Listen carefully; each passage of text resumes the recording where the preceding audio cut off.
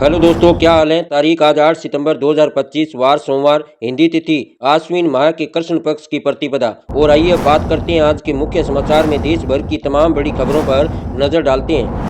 भारत समेत दुनिया के कई देशों ने रविवार रात खुली आंखों से पूर्ण चंद्र ग्रहण देखा। यह रात 9:57 पर शुरू हुआ और करीब 3 घंटे 27 मिनट तक रहा। करीब 82 मिनट बाद देर रात 12:22 के बाद पृथ्वी की छाया चांद से दूर हटी और चंद्रमा अपनी दूधिया सफेदी में चमकने लगा। 27 जुलाई 2018 के बाद यह पहली बार था जब ग्रहण को देश के सभी हिस्सों से देखा गया। देखिए दोस्तों, भारतीय जनता पार्टी के सांसदों की 2 दिन की वर्कशॉप रविवार को शुरू हुई।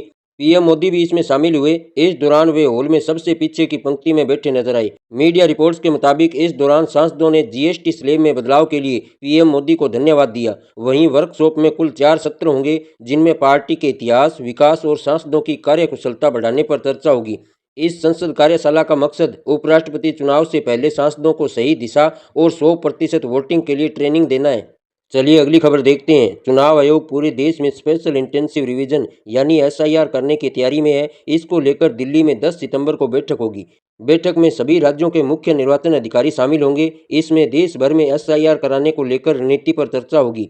चुनाव आयोग ने कहा कि बिहार के बाद वोटर लिस्ट जांच की प्रक्रिया पूरे देश में लागू की जाएगी। साल के आखिर में इसकी शुरुआत हो जाएगी ताकि 2026 में असम, केरल, पुडुचेरी, तमिलनाडु और पश्चिमी बंगाल के विधानसभा चुनाव से पहले वोटर लिस्ट को अपडेट किया जा सके। चलिए अगली खबर देखते हैं। हिमाचल प्रदेश में इस मानसून सीजन यानी 24 जुलाई से लेकर 7 अगस्त तक बारिश, बाढ़ और लैंडस्लाइड से जुड़ी अलग अलग घटनाओं में 366 लोगों की मौत हो चुकी है। तो वहीं राज्य सरकार को लगभग 4 लाख करोड़ की संपत्ति का नुकसान भी हुआ है। शिमला में 116% और कुल्लू में 113% बारिश हुई है, जो सामान्य से दोगुनी है। इसके अलावा पंजाब के सभी 23 जिले अभी भी बाढ़ से प्रभावित हैं। मौसम विभाग के मुताबिक राज्य में अगले 3 दिन बारिश का अलर्ट नहीं है, लेकिन लुधियाना का ससराली बांध टूटने का खतरा बना हुआ है। पीएम मोदी 9 सितंबर को बाढ़ प्रभावित इलाके का दौरा करेंगे। तो वहीं उत्तराखंड के उत्तरकाशी जिले में बादल फटने से बाजार और कई घरों में पानी और मलबा घुस गया। सड़क पर खड़ी कई गाड़ियां भी बह गई। तो वहीं उत्तर प्रदेश के मथुरा में यमुना नदी शहर से 1 किलोमीटर दूर तक पहुंच गई है। घाट किनारे के आश्रमों में 5 फीट तक पानी भरा है और वृंदावन परिक्रमा मार्ग भी पानी में डूबा है। चलिए अगली खबर देखते हैं। कांग्रेस अध्यक्ष मल्लिकार्जुन खड़गे ने रविवार को सवाल किया कि क्या चुनाव आयोग अब भाजपा का बैक ऑफिस बन गया है। खड़गे ने आरोप लगाया कि इलेक्शन कमीशन ने अब वोटर फ्रॉड मामले से जुड़ी जानकारी देना भी बंद कर दिया है। खड़गे ने सोशल मीडिया पोस्ट में लिखा, मई 2023 विधानसभा चुनाव से पहले अलंद विधानसभा क्षेत्र में बड़ी संख्या में मतदाता सूची से नाम हटाए गए थे। इसको लेकर जांच की जा रही है। चुनाव आयोग ने शुरुआत में कुछ दस्तावेज जरूर दिए, लेकिन अब अहम सबूत देने से इनकार कर रहा है, जिससे असली गुनहगारों को बचाया जा सके। चलिए अगली खबर देखते हैं। पूर्व जेडीएस सांसद और पूर्व प्रधानमंत्री एचडी देवगौड़ा का पोता प्रज्वल रेवन्ना जेल में लाइब्रेरी संभालेगा। रेवन्ना का काम जेल की लाइब्रेरी में कैदियों को किताबें जारी करना और उनका रिकॉर्ड संभालना होगा। जेल के नियमों के मुताबिक कैदियों को हर महीने कम से कम 12 दिन यानी हफ्ते में 3 दिन काम करना जरूरी है। अगर रेवन्ना तय शर्तों को पूरा करते हैं तो उन्हें हर दिन की मजदूरी 522 रुपये के हिसाब से मिलेगी। हर कैदी को उसकी योग्यता और इच्छा के आधार पर काम दिया जाता है। दरअसल दोस्तों, बेंगलुरु की स्पेशल कोर्ट ने 2 अगस्त को रेवन्ना को नौकरानी से रेप केस में उम्र कैद की सजा सुनाई थी। चलिए अगली खबर देखते हैं। कर्नाटक में सैकड़ों मतदाता पहचान पत्रों में मकानों का एक ही पता जीरो दर्ज होने से मचे बवाल के बीच चुनाव आयोग कुछ परिस्थितियों में काल्पनिक नंबर देना खत्म करने जा रहा है। इसके लिए मतदाता के पते के बारे में नए फॉर्मेट पर विचार किया जा रहा है, ताकि काल्पनिक नंबर देने की मजबूरी खत्म हो जाए। इसके तहत वोटर आईडी में मकान नंबर डालने की अनिवार्यता समाप्त करना भी शामिल है। मकान नंबर की जगह आधार नंबर डालने को भी विकल्प के तौर पर देखा जा रहा है। गौरतलब है कि कांग्रेस ने बड़ी संख्या में मकानों को नंबर 00 या 77777 या 9999 देने को राजनीतिक मुद्दा बनाया हुआ है। लोकसभा में नेता विपक्ष राहुल गांधी ने कर्नाटक की वोटर लिस्ट में ऐसे कई पते दिखाए थे जिनके आगे यही नंबर लिखे हुए थे।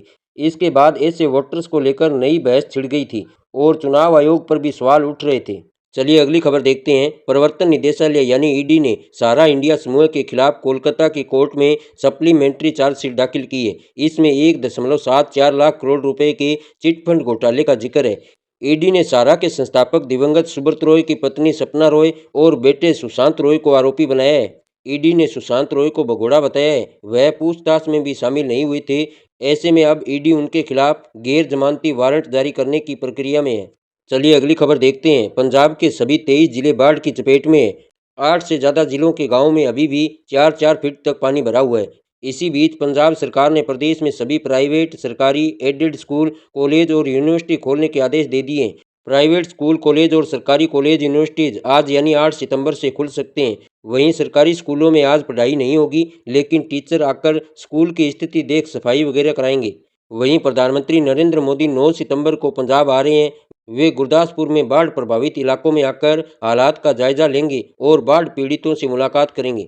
वहीं सीएम भगवंत मान ने भी आज दोपहर 12 बजे मुख्यमंत्री निवास में कैबिनेट मीटिंग बुला ली है। सीएम भगवंत मान अभी भी मोहाली के प्राइवेट अस्पताल में भर्ती है। वह वहीं से वीसी के जरिए मीटिंग से जुड़ेंगे। इस मीटिंग में प्रदेश में आई बाढ़ को लेकर कई बड़े फैसले लिए जा सकते हैं। चलिए अगली खबर देखते हैं। पिछले 11 साल से हिसार जेल में बंद सतलोक आश्रम संचालक रामपाल फिर सुर्खियों में है। पिछले दिनों हाईकोर्ट ने उम्र कैद की सजा पर रोक लगा दी थी। इसके बाद अचानक रामपाल के आश्रमों में हलचल बढ़ गई है। अनुयायी कह रहे हैं कि संत महाराज बाहर आने वाले हैं। उधर जेल में बंद होने के बावजूद रामपाल का साम्राज्य फैल रहा है। सतलोक आश्रम के कॉल सेंटर चल रहे हैं। जगत गुरु के नाम से एक वेबसाइट बनी है। कॉल सेंटर पर विश्वास पात्र लोगों के नंबर दिए गए हैं जो भारत में कहीं भी रामपाल से नाम दीक्षा दिलाने का दावा करते हैं। इन कॉल सेंटर के नंबर पर ऑप्शन दिए जाते हैं, जिसको जैसी जानकारी रामपाल व उनके कामों के बारे में चाहिए वो सब बताई जाती है। चलिए अगली खबर देखते हैं। राजस्थान में तेज बारिश से नदी और नाले उफान पर है। सिरोही के माउंट आबू में 6 इंच से ज़्यादा बारिश हुई है। मौसम विभाग ने आज राजस्थान के 4 जिलों में ऑरेंज और 6 जिलों में येलो अलर्ट जारी किया है। भारी बारिश को देखते हुए सोमवार को जालोर, डूंगरपुर, सिरोही और बाड़मेर में स्कूलों की छुट्टी रहेगी। चलिए अगली खबर देखते हैं। गौतम अडानी का अडानी ग्रुप अगले 7 सालों यानी वित्त वर्ष 2032 तक इलेक्ट्रिसिटी प्रोडक्शन, रिन्यूएबल एनर्जी और ट्रांसमिशन डिस्ट्रीब्यूशन में करीब $60 बिलियन यानी लगभग 5.34 लाख करोड़ रुपए निवेश करने का प्लान बना रहा है। इस निवेश का मकसद भारत की तेजी से बढ़ती इलेक्ट्रिसिटी डिमांड को पूरा करना और देश को एनर्जी सेक्टर में आत्मनिर्भर बनाने में मदद करना है। चलिए अगली खबर देखते हैं। हरियाणा में जिंद जिले की जुलाना विधानसभा से कांग्रेस विधायक और पूर्व रेसलर विनेश फोगाट के बेटे की पहली तस्वीर सामने आई है। उन्होंने यह फोटो सोशल मीडिया इंस्टाग्राम पर शेयर की है। हालांकि अपनी पोस्ट में विनेश ने बेटे के चेहरे को एक स्माइली इमोजी से ढका हुआ है। आपको बता दें कि विनेश की शादी करीब 7 साल पहले पहलवान सोमवीर राठी से हुई थी। इसके बाद करीब 2 महीने पहले 1 जुलाई को दिल्ली के एक अस्पताल में उन्होंने बेटे को जन्म दिया था। अब करीब 67 दिन बाद विनेश ने बेटे का फोटो अपने सोशल मीडिया अकाउंट पर शेयर किया है। चलिए अगली खबर देखते हैं। हरियाणवी अपने अजब गजब कारनामों के लिए मशहूर होते हैं। ऐसे ही हैं अम्बाला के जितेंद्र चौहान। उन्हें रावण के ऊंचे से ऊंचे पुतले बनाने की गजब धुन सवार है। पिछले 39 साल में 7 रिकॉर्ड बना चुके हैं, जिनमें से 5 लिम्का बुक तो 2 वर्ल्ड रिकॉर्ड इंडिया में दर्ज है। ऊंचे कद का रावण बनाने के फेर में अपनी 12.5 एकड़ जमीन बेच चुके हैं। पिछले 10 साल में ही 4 से 5 करोड़ रुपए खर्च कर चुके हैं। हालांकि इस बार दशहरे से पहले वो देश का सबसे ऊंचा 215 फीट का रावण राजस्थान के कोटा में बना रहे हैं।